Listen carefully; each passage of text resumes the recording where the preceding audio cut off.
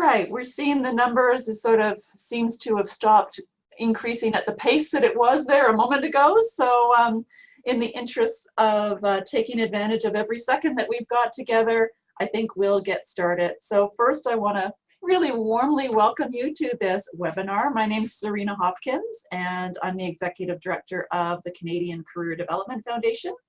And I'm absolutely honored to be co-presenting with Anthony Mantione, who's an economist with the Labour Market Information Council. Hello, everybody.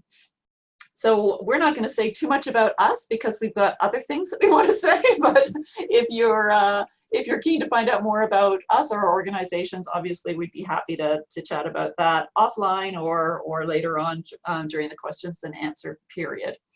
I want to start by saying just how excited we were by the incredibly strong response to this webinar. We're really just thrilled at the level of interest. We were oversubscribed, and we're just thrilled by that. You know, the theme of integrating labor market information into career development practice really is one that has been very close to my heart personally and close to the hearts of all of us at the Canadian Career Development Foundation for a very long time. And so we're just really thrilled to be partnering with the Labour Market Information Council and to be co-presenting today with you, Anthony. Likewise, glad to be here, thank you. So just a couple of logistical notes quickly. We will be very happy to share the full PowerPoint after the session, so don't feel that you're needing to copy down anything that's on those slides. Also, we're going to be encouraging you to use the chat function, which for most of us, I think you'd find down on the lower right-hand corner of your screen. There will be a couple of times during the webinar where we'll be actually asking you questions and asking you to input your answers using the chat function. But also at any point through the session, if you have a question or a comment or a concern, feel free to enter that into the chat function. And Donnelly Bell, who is my colleague here at CCDF. Hello, everyone. Donnelly will be monitoring that chat function, and so she may be jumping in from time to time. If there's a time-sensitive question, she'll jump in and pose that. And otherwise, she will from time to time be summarizing either your responses to our questions or your questions to us. We have a quick question that just came in, Serena, is just to have an idea of how many people are participating in today's session.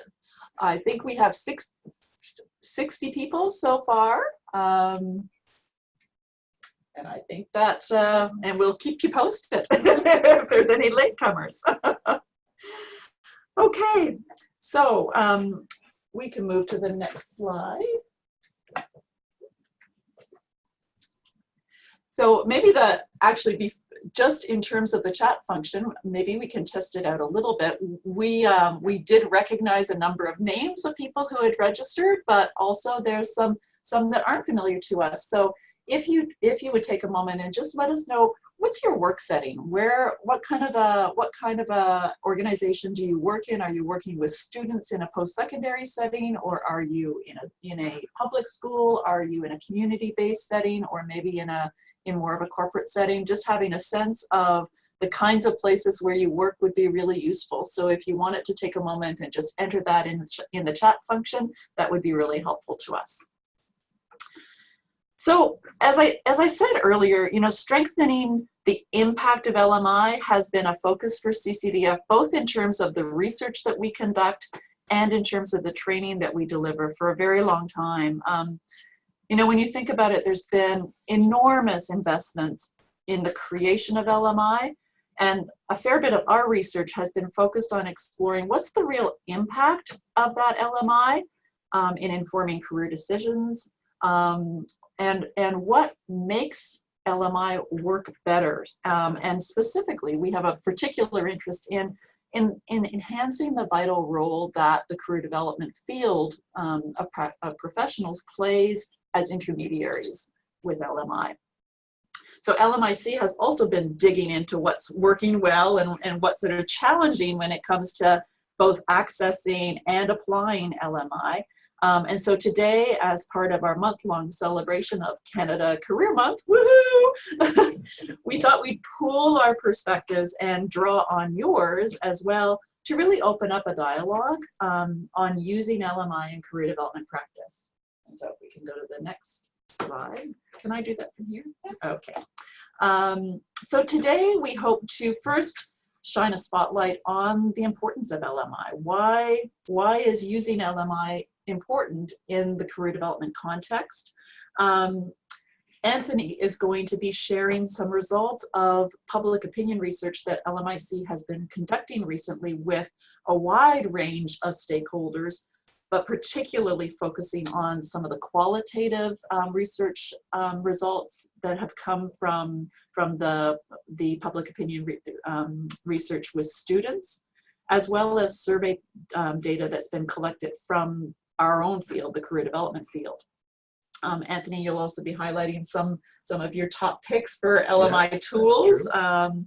And at that point, we're also going to be that's one of the points we'll be asking for your input, sharing your favorite sort of go-to LMI sources through the chat function. Anthony's going to be sharing the LMIC's guidelines for quality LMI. And then I'll be closing it out with some leads on where you can access specialized training for using LMI in career development practice. And of course, we'll have time for questions and comments both along the way, but also at the end. And if I could just jump in before we turn it over to Anthony, or was Not yet. Not yet. I'm not done. Then keep going, Serena. Okay. So first, just a few words about the importance of LMI in career development.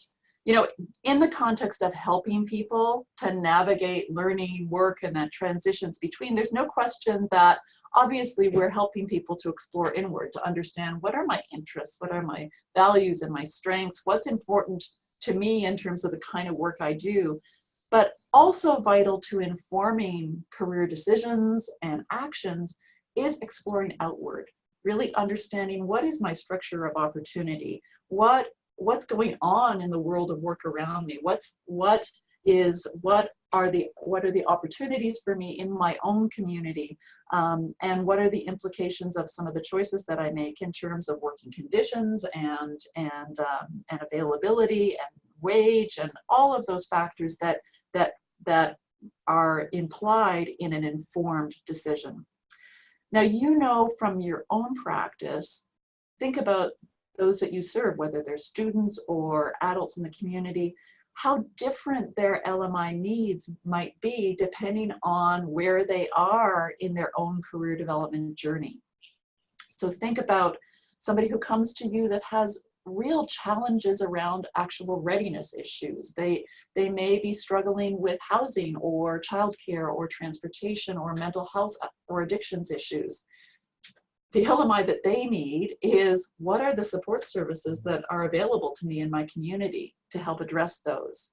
Think about the person that comes in and perhaps they're a younger person and they don't know what they don't know. They don't know what's even possible for them in terms of career futures. And so that LMI would be probably quite high level, really focused on expanding their horizons and helping them to think really broadly about opportunity. Somebody that knows what they want but needs to develop particular skills or credentials around that, their LMI is going to be very much focused on educational pathways and educational options, whereas somebody that's really ready for work search is going to be wanting to drill down with very detailed information about specific choices in front of them and around how to tailor and target their work search depending on those choices. Somebody that's working and wanting to grow, again, those sources of LMI and the strategies that they're going to use to access it and make sense of it is going to vary. So whatever the source, though, you as career development professionals have a vital role to play as an intermediary.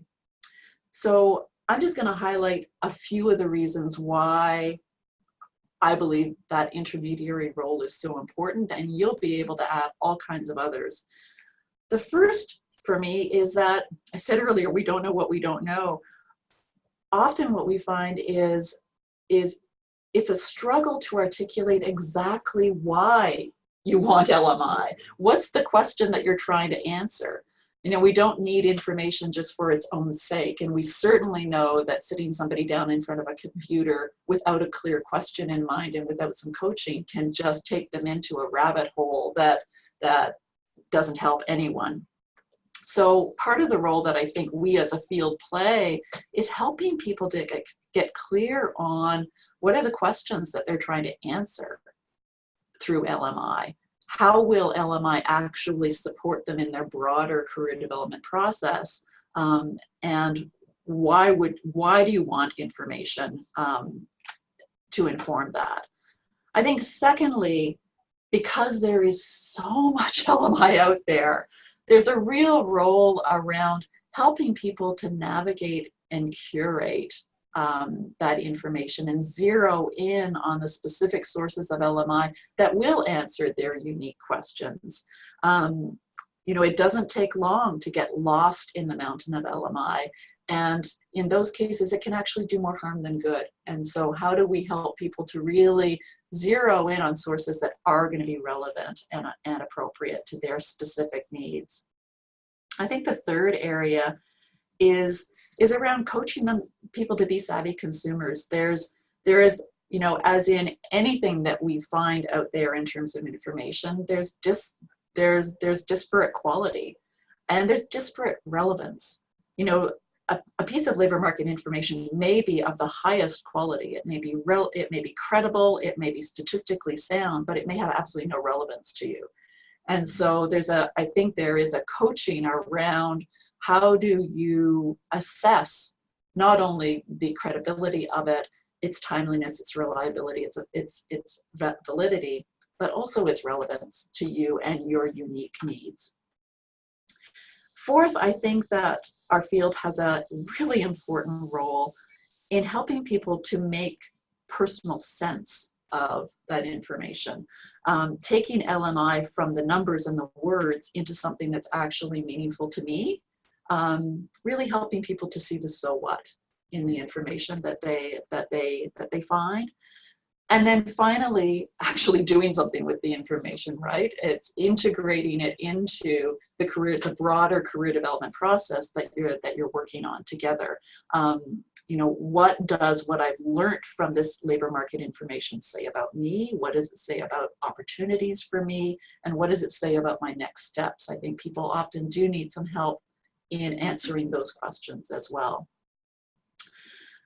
I guess I'd end with a little bit of an analogy, and I've told this story before, but for me, the intermediary role around LMI is a little bit like the difference between what I have experienced at Canadian Tire versus Home Depot. I'm not handy at all. And when I go to Canadian Tire, it's like there's walls and walls and walls of gadgets and doohickeys that I don't know what they are and what they do. And it's often very difficult to find somebody to help me find that one little gadget or doohickey that I actually need to replace something that's broken at home when I don't even quite know the name of it or how it works. And I could spend days walking the aisles of Canadian Tire looking for it. And even if I found it, I wouldn't quite know that I got the right thing exactly, and I sure wouldn't know what to do with it. Whereas when I go into Home Depot, there's a lovely person that greets you and they take you by the hand and they take you down to the right aisle and they actually help you to see that there's what the choices are, and they help you to make an informed decision about the right one, and they will even sometimes coach you on what to do with it. And so I think that we're kind of the Home Depot of LMI. We help people to personalize, to access, to make sense of, and apply LMI. And so that is for me, an incredibly vital role in the context of today's massive amounts of LMI and the complexity of the career journeys that we're all on. So with that, I'm going to I just thought that if it's okay to talk, build on what you were talking about in terms of the intermediary, just to give a sense of who's all out there in webinar land. So thank you to all that use the chat function to come in. So it's so exciting because there's representation right across the country. So we have folks from the city of Ottawa, we have folks from Brandon, we have folks all over Ontario and the East Coast. And in terms of Serena's question about the work settings that you're in, there's folks who are working with undergrads. There's folks who are working in post-secondary institutions with graduates. They're in the co-op programs. They're in the career services. There's also a number of folks who work in government or with non-governmental organizations. And there's a number of folks in direct services and have clients who are francophone, immigrant, and youth. So welcome everybody, and thank you so much for responding to our first question. Awesome, thank you. So with that, I'm going to turn it to you, Anthony, to share some of the POR research and your LMI tips and guidelines. Thank you, Serena, and hello again, everybody. Now, I'm going to build off of the importance of LMI that Serena just discussed with us. But before I do that, I want to back up a little bit and offer some context to two projects that LMIC has recently undertaken and pretty much forms the backbone of what we're going to discuss today in the presentation. Now, at LMIC, really it is our goal to put relevant and accessible LMI into the hands of Canadians. And in order to do that, we really needed to start off by understanding and identifying those types of LMI that Canadians want and use, the challenges that they face. And to do that, we surveyed 9 LMI user groups across Canada to ask questions about the types of LMI that they were looking for, how they made their career and education related decisions, and to figure out what kind of information was either missing or information that they wanted to see more of. And those surveys really formed the background for the results that we're going to be talking about today. Now, as we move forward, I'm going to ask that you all just think about your own experiences making your career and education related decisions. Perhaps it's the last job that you've accepted, the last degree program that you enrolled in, but just think about and have in mind the kind of information that you yourselves looked for in order to make your decision. So to go beyond these surveys, which interestingly, we surveyed, as I said, 9 groups, career practitioners, students, unemployed persons, persons with disabilities, among others. And focusing on one particular group, current students. So we really wanted to go beyond the understanding from these surveys that we conducted to understand the LMI needs of a particular first phase group, to identify those opinions and attitudes and views. And we focused on the current students survey. So in that sense, we looked at the post-secondary education students, and we wanted to get some anecdotal evidence, if I may say. So to do that, we targeted first-year college, polytechnic, and university students, mainly because of their potential impact, the feasibility and the efficiency of working with this particular group. There's a lot of stakeholders, a lot of people are interested in this particular demographic. Moreover, there's been some recent administrative data, specifically with the LMLP, that has been released with Statistics Canada, that has also provided a new way of potentially distributing LMI in ways that this demographic may want. So to do this, we identified roughly 35 students across Canada. So in the slide here, you can see under characteristics, some of the characteristics of the people who ended up participating in this project. We had 33 participants of the 35 who completed all of the tasks. These students were asked to complete homework assignments, basically to stimulate their interest in the topic, to set the purpose for future discussion with them, and to activate their background knowledge. The students then engaged in a 3-day online discussion, approximately 1 hour per day, and the discussions were facilitated by one of our partners, Refresh Market Research. And during these discussions, the students participated in a variety of activities and exercises to really understand the motivations and the information that they use to make the decisions affecting their current choice and field of study in their education. I provided, again, a little bit more information about their characteristics for those of you who are interested. The age range of the students were between 16 and 20 years old. The majority of participants were around 18, and we did have students representing provinces across Canada.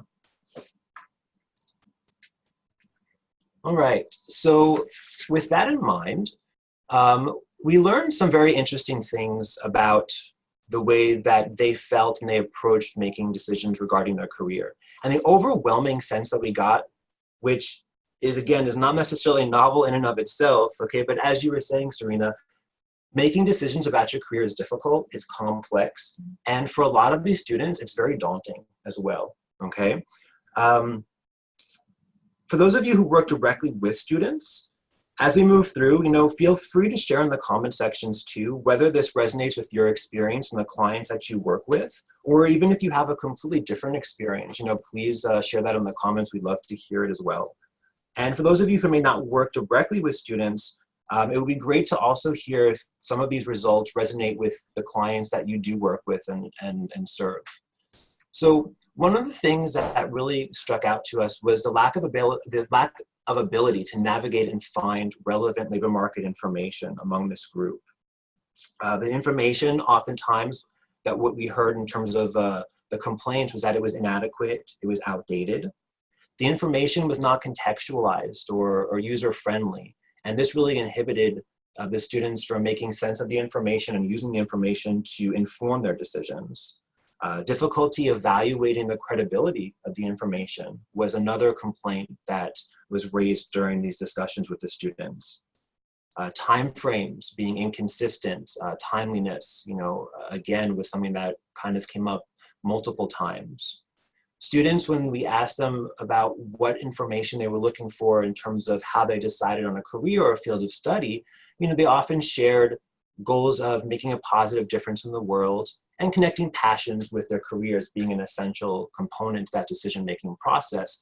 But at the same time, there's that rhetoric of follow your passion and do what you love. But the students also shared with us that they weren't really sure how to connect what they love and turn it into a career, even though that was the rhetoric that they were being told from family members and teachers and other trusted sources for information.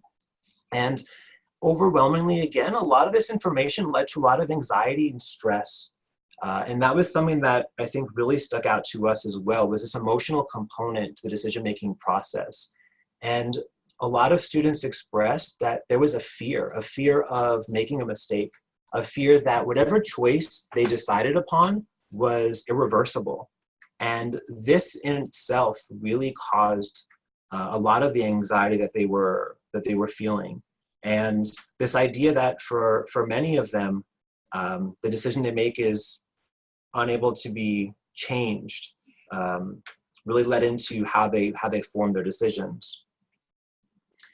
Now, as part of this public opinion research project that we undertook, in addition to focusing on students, we also looked at career practitioners. And we surveyed 873 career practitioners across Canada.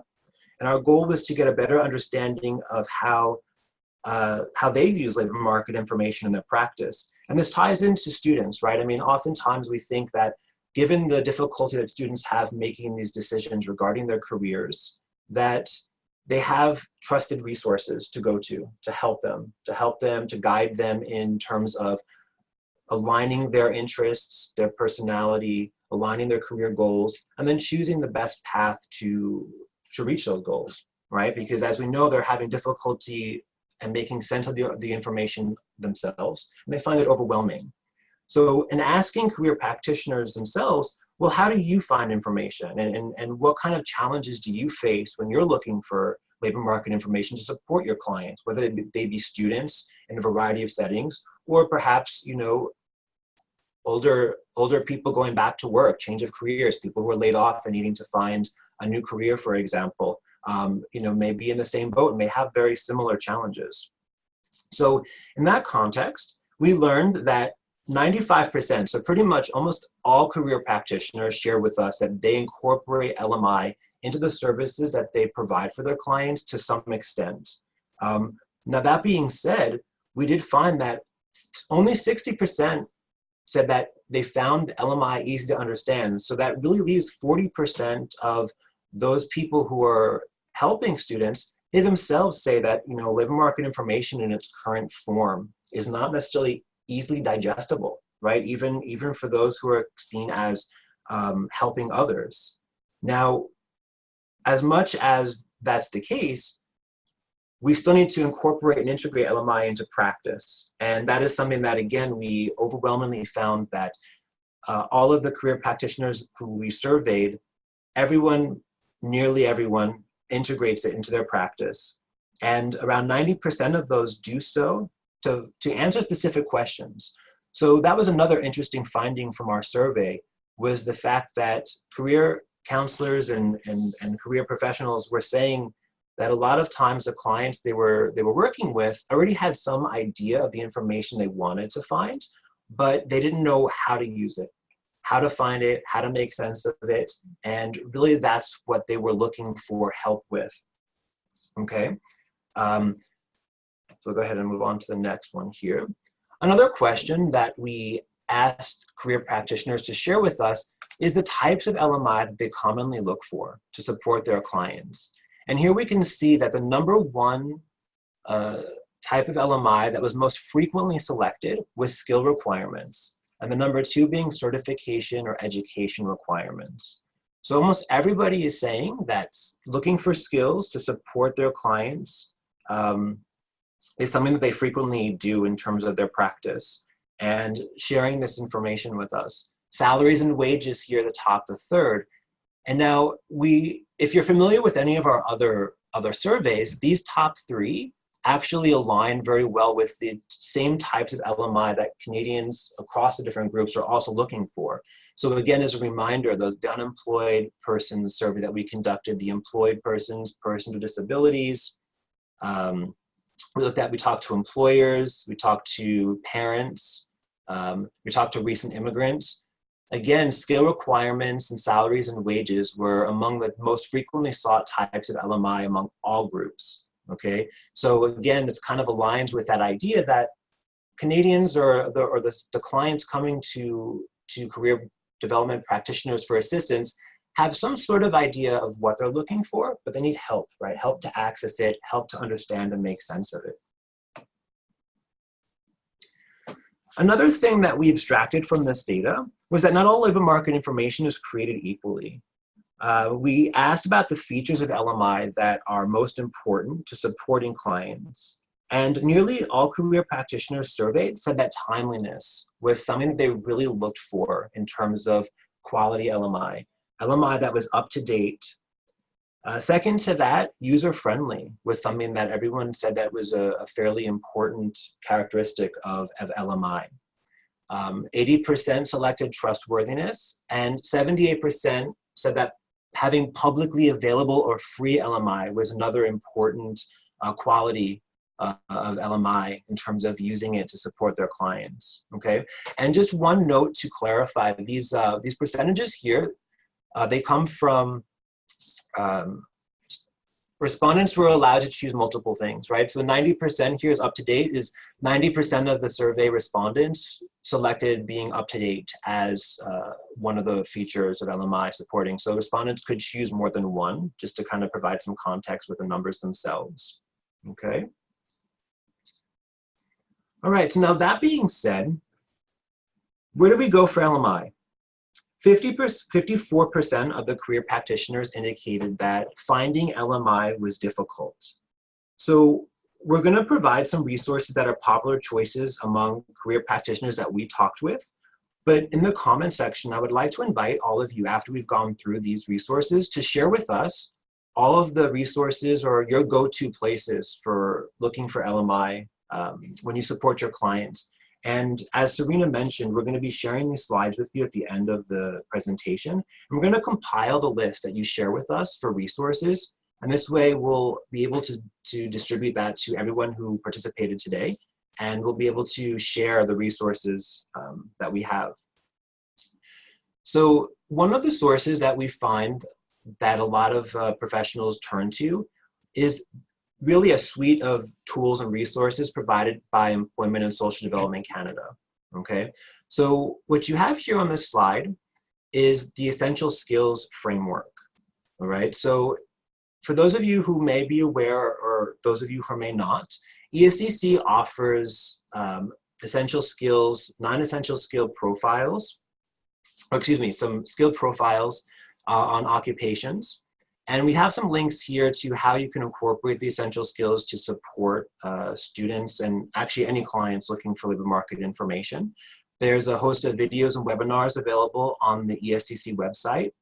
There's information on how to incorporate the essential skills. There's success stories as well from people.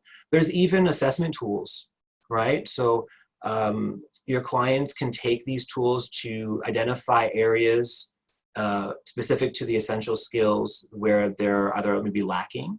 And there's resources for identifying and improving on these essential skills. There's also a link to the career handbook from here. And if you're familiar with the career handbook is a counseling tool that basically lists occupations in Canada with different aspects of the occupation, the skills, some type of skill information associated with it, different job titles, and so forth that you might find useful. All right, another tool that's also run by ESDC is Job Bank. And Job Bank itself offers a lot of different tools. One is a job search tool itself where you can look for jobs. They also offer a career planning tool. And this tool includes career quizzes and tests that can be used either by your clients to self-identify and to self-test, or in conjunction with guidance from a counselor. It also offers links to occupational profiles and occupational outlooks as well. So one key area of information that we also uncovered from this survey that career professionals indicated using was career outlooks. So understanding, for example, what careers might be in demand in the future is an important area for some job seekers. And so having this information, again, kind of at your fingertips through these outlooks that are conducted by ESDC is available here through this tool.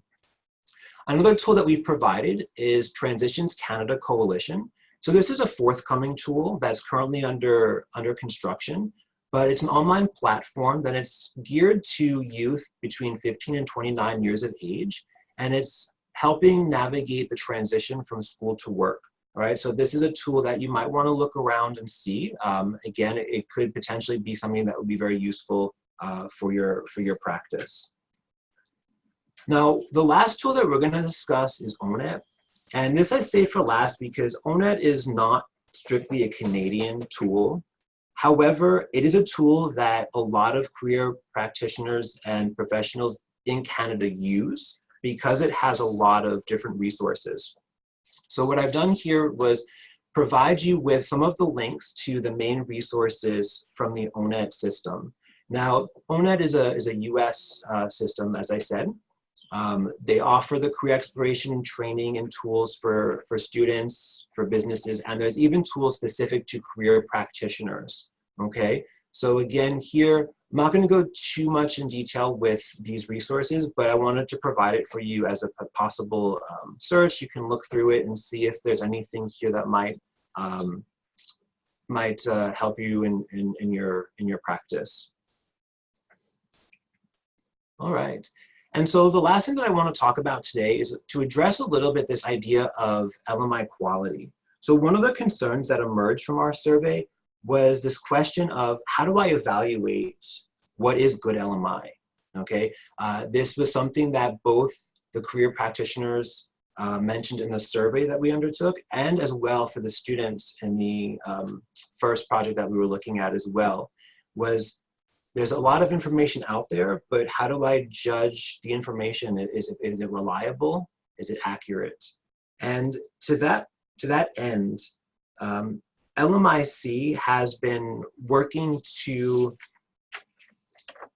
to establish some guidelines really as to what could potentially be called or labeled a best practice when it comes to producing and using LMI. And these guidelines really came from understanding the needs of Canadians, right? So the information that we uncovered through our surveys and through talking with stakeholders and our partners, we identified a lot of different qualities of LMI. And really, when it comes to using LMI, the guidelines themselves should support LMI producers. We should support the procurement process for LMI production. Our goal is to develop, a common language around labor market information, and really to build a community for substance and to improve on LMI. And so in this sense, we really want to define LMI quality by its ability to deliver the information that fits the user's needs, right? So whether that be students or any of the other groups of labor market information users, it's quality is really a multidimensional concept.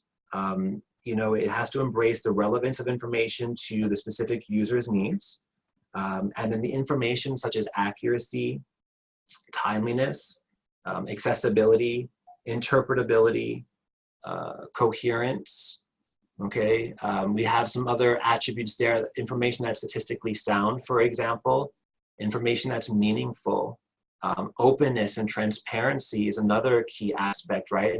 And all of these qualities or these attributes can really be tied back to that slide where we saw the career practitioners saying what was important to them, right, in terms of information. Again, it comes back to information that's timely, information that's available and transparent.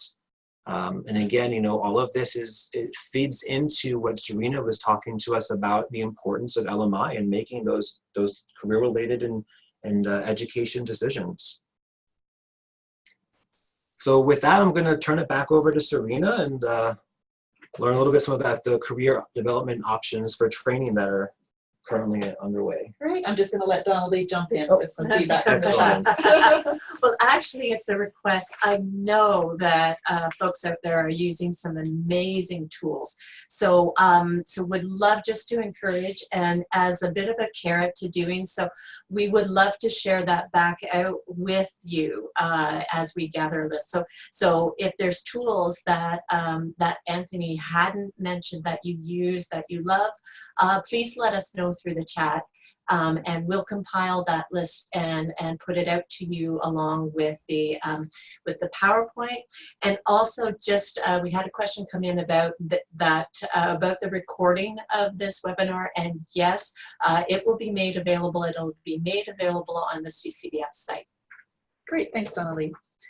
So training, I know we can't all be economists like Anthony, and I would argue that to deliver really excellent LMI informed career services, we don't need to be, but we do need some basics and to have strategies to stay current and be in a position to really coach clients and students effectively. And when I think about it, I think it's fair to say that historically our field has been pretty weak in terms of training that is specifically focused on integrating LMI into career development practice in meaningful ways.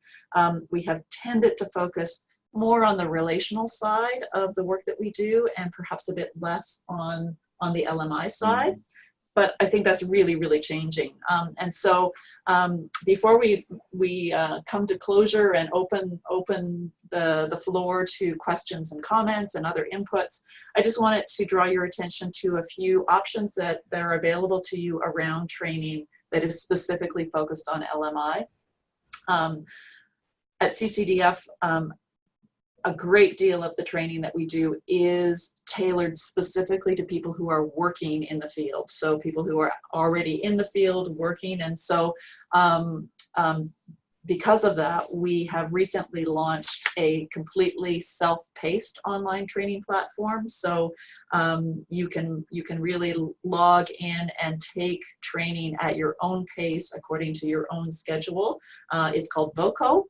And early in the new year, we will be adding onto the VOCO platform a Using LMI in Career Service Delivery course. So that is one option. If you prefer instructor-led online training, certainly Life Strategies has a whole range of options on their Moodle platform. And one of those options is Researching Trends, Career Information, and Employment Possibilities. And then if you love face-to-face training and that's accessible to you, there really are many, many, many providers out there. On the 3CD site, that URL looks very long and complicated, but if you go to 3cd.ca, you'll be able to find a list of a full range of training options out there. I do have to add the caveat that it is kept up to date by volunteers, and so it may not be up to date to the moment, but it will definitely give you a place to start. So whether you are needing self-paced, instructor-led, or face-to-face, or some mixed mode across all three, there are options for you out there for training specifically focused on how to access, make sense of, and really integrate into your practice meaningful LMI. So with that, that concludes sort of the formal part of our presentation, and we're really, really happy to entertain questions. We'd love to hear your comments. As Donna Lee said, if you have LMI sources that you know and love and would like to share via the chat feature, we're still encouraging you to do that as well.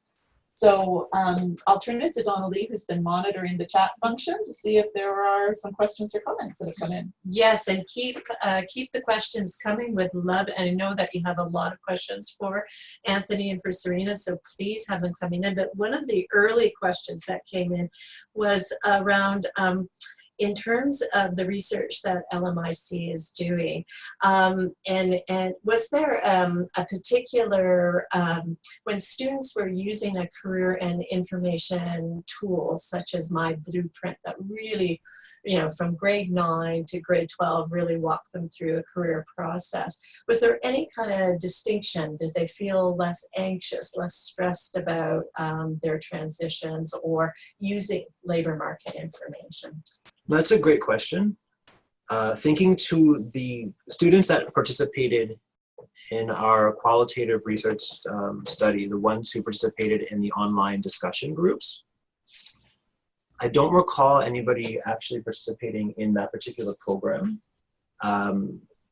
They did share that the process itself was not necessarily easily navigatable. They had trouble making sense of the information. There was some discussion around whether or not they had faith or confidence in the guidance counselors. So a lot of the students talked about not necessarily speaking with, but going with seeing, I guess, a guidance counselor. And in some of their background or their history, their experiences working with guidance counselor was not necessarily tied specifically to a career, but you know, this idea of going on to university. So they did tell us that oftentimes they were given pamphlets of information for, you know, certain universities, but the discussion of, let's say, the type of career that suited them, that was fit or based upon their particular career goals, their interests, and their abilities, was lacking from the conversation. Now, again, that could be particular to just the students that were in our group, right? Mm-hmm. So I can't speak specifically to, like, you know, a program like My Blueprint or that experience there, but just what they share with us from our group. And I would just add that although this is not based on research, certainly as we talk with educators in the context of doing training, and even as we talk with parents and think about our own experiences, kids that have access to information and supports that help them to get clear about what they want and help them to craft a pathway toward that, it's not a big leap to to believe that they're going to have reduced anxiety relative to a student who is really feeling so vague and uncertain and doesn't know even where to get that information. Very true. Another question that came in is sectoral LMI that is produced by sector councils, and is it being actively used by practitioners? Well, that's another great question.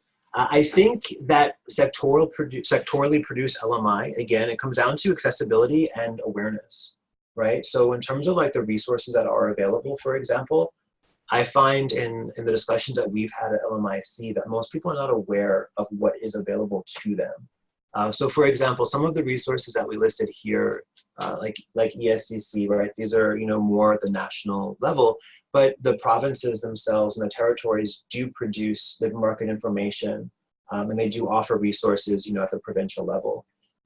And we do have some of those sources as well. But again, the awareness of those programs and the information that's available is actually not as widespread or pervasive really as we would want. So my guess is that a lot of the practitioners probably are not aware of all of the resources and tools out there for them to use to support the students and their clients. And I think it comes back to the reason for the use, right? I remember a time when the Sector Council program was at its peak, when there was almost a glut of information from sectors being thrown toward the school system. They were almost competing with one another to get space in the curriculum and space in the classroom. And that, that's not particularly useful. On the other hand, when a student has an interest in a particular sector, that kind of sectoral information is priceless, right? Exactly. And so it's thinking about why would you use it and what's the appropriate time and place for it. And actually, just to build on that as well, formatting is something that we're looking into as well, right? Formatting matters. For example, I do recall in the past, like various magazines, right, that, some of the sectors have produced in terms of giving information as well. And that's one thing that we uncovered in our survey is, is that how best to deliver this information to students, right? Especially now in a digital type economy, in a digital type world, students are looking for something that's available on the computer, on their iPads. And so trying to take this information and to provide it in a way that suits, all end users is something that's very important as well. Oh, thanks for that. And I had a question that came in that says, does data LMI exist at the local level, at the municipal level across Canada? I'm just going to take a second to make sure I understand the question correctly. So I think that what they're saying is that in local areas, drilling down to maybe cities to towns, what is actually being produced in terms of LMI that you could work with your client right on that very localized level? That's a great question, and that's something that we're trying to work with, because the reality is that at that particular level, there's not a lot, right? There's not a lot of data that is at the municipal or city level.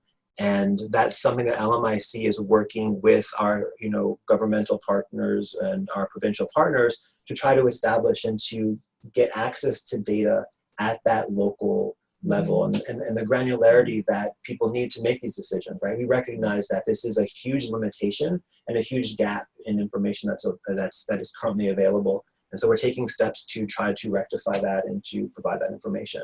Fantastic. Can I just jump in?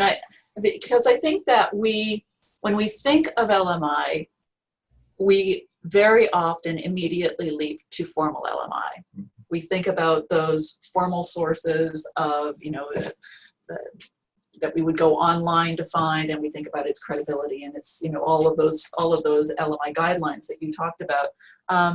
But I think in so many ways we diminish the importance of informal LMI as a really vital complement and supplement to formal And informal LMI can be found in any community, no matter its size and geography. And so, you know, in some ways, we are all our own sources of LMI. Every time we walk out our front door, we're surrounded by LMI, whether it's the help wanted signs in the windows, whether it's the construction sites that we walk past, whether it's the headlines in our local paper around businesses that are opening and closing, whether it's even trends that we notice in the national news around industries and how they're shifting and changing. You know, the most credible source of LMI in the world may be much less relevant to me than walking down the street to talk to my auntie who happens to work in an area that I'm interested in. And so I think that it's really important that we keep in mind that LMI includes both formal and informal sources, and that when we feel overwhelmed by those formal sources, or maybe they're not as relevant or timely as what we need for our immediate need in our community, think about what are some informal sources that we might turn to supplement the formal ones. And perhaps, I was going to say it was a quick question, but maybe not. When is the Transitions Canada tool coming out, and what kinds of information will it include, if they know that yet? That's a great question too. Unfortunately, I can't really speak to the time frame. I believe that right now it's in the initial phases. We have, like I said, you can look at the website, you can see what tools they do a really great job of explaining the different tools that they're going to be available for their particular website. I can't recall all of it right now at the top of my head, but it's something that we can definitely get back to you on that question, and we can look, you know, further into. And yeah, if you provide your contact information, we can follow up with you on that. Yeah, great. And I'd reiterate to go to the Transitions Canada website, and Phil Jarvis, you can find him on LinkedIn. He'd also be, he would be the 0.0 source of where to get information about what's going to be coming down the pipe in terms of Transition Canada. And one, it was more of a comment than anything, but maybe you could respond to it. Sort of a concern of where kids who are in elementary school, who are in high school, where do they get the coaching for how to use labor market information if they aren't in a province that has a compulsory grade 10 careers course, or they don't have access to career tools such as Zello or My Blueprint? Where is that available in Canada? And if that is an issue, what is it that we can be doing at the grassroots level to support those young people? Mm-hmm. Yeah, it's a great question, and it's a complicated one, right? Because we know that there are far too many places in Canada where kids just don't have access to adequate career services. And so I guess I'd say a few things. Certainly, I mean, there really are a lot of excellent and freely accessible websites that do focus on the career journey. Most provinces have career development focused websites. I'm thinking of, you know, Alberta's Alice is a great example of that, but many provinces have websites that are focused specifically to the end user to help them think through their own career journeys. I would say that, you know, I would love, we have a few examples in Canada of when the school itself doesn't have the resources to provide career development in the classroom, that there's been examples where career development professionals from the community have gone into the schools, even in some cases creating a permanent hub in the school where kids can come and get their career questions answered and get some career development supports from somebody who's a qualified professional. And so I'd love to see more of that. You know, I think I think that we have maybe complicated it for parents a little bit. We talk about encouraging parents to be career allies, and I think that's an intimidating thing to wrap your head around if you're not in this field.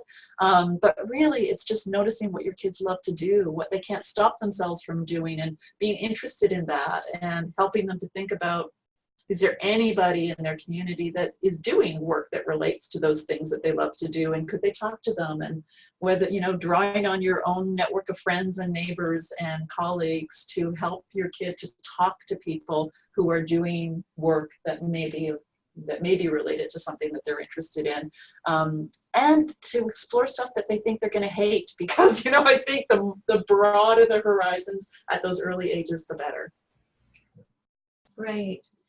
And before we wrap up, I just want to thank everyone for sharing all of the great tools that they recommended. We will be making a list of all of the resources and sending that out to you, and so that you'll have them in your hands. So thank you, everyone, for doing that. Well, I just want to say what a pleasure it's been to be with all of you virtually, and what a pleasure it's been to be with my colleagues from LMIC in person, and thank you so much for joining us for this webinar. I hope it's been helpful, and we will be in touch with the PowerPoint and with the list of resources that you've shared, and I'll just pass it to you, Anthony, for any final words. Great, thank you. I just want to also reiterate everything that Serena just said, and to thank you all for being here with us and for your questions. And I think, again, for us, LMIC, a lot of things to think about and to help, potentially guide, the directions that we take as well, to increase the awareness and the importance of LMI. And I think that'll be a great, step in terms of helping people access the information and getting the information to where it needs to be. Great. So thank you. Happy Canada Career Month, and go forth knowing how important you are in the lives of the people that you work with. Thanks very much. Bye.